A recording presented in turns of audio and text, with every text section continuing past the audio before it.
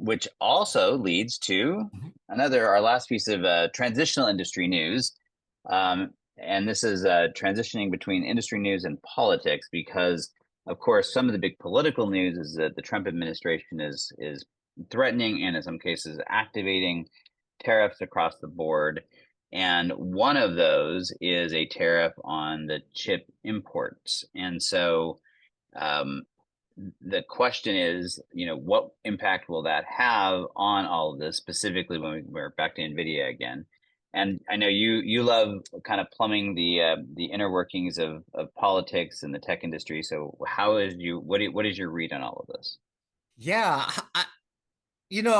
we're starting to see that, at least on the tariff side, that the tariff story is not particularly reliable, in that we thought we were going to get these Mexico and Canada tariffs on February 1st, and then we saw, okay, now it didn't happen, but we're going to keep the China tariffs for now.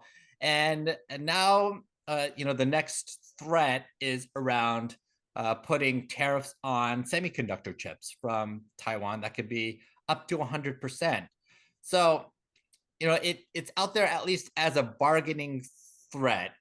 So we know how Trump works from a trade perspective. He wants to win every trade. There has to be a winner and a loser. So he's always trying to push to be a winner. And so in that respect, good for him if he can get something good for the United States. But I do think that this means he is going to want to push tariffs on Taiwan, tariffs on semiconductor chips in the near future. Whether it's next week or next month, it's probably going to happen sometime this year. And I think CIOs have to think about take a hard look at what they are planning to invest in from a hardware perspective.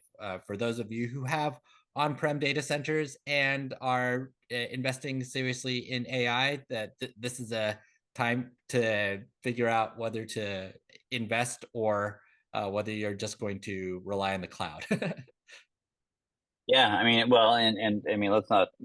I think it's easy to pretend that somehow this isn't going to affect the cloud, but all those cloud Right. services run on servers, and all the servers are filled with chips, and so at the end of the day, this is going to have lasting ramifications if it is in fact enacted. I think the hard part, like if I was a CIO today, the last thing I want to be doing is investing in a bunch of surplus resources. The whole reason the cloud, won in sort of the minds and hearts of CIOs was the fact that it allowed me to to not have to do that, to not have to build up a bunch of excess Mm-hmm. capacity. I could buy it on demand, particularly for these things that were volatile, that had unpredictable workloads and demands on the infrastructure and on the tech stack. And so this creates a really interesting, almost bizarre dynamic that we haven't had to face before. It's like, do you start hedging that bet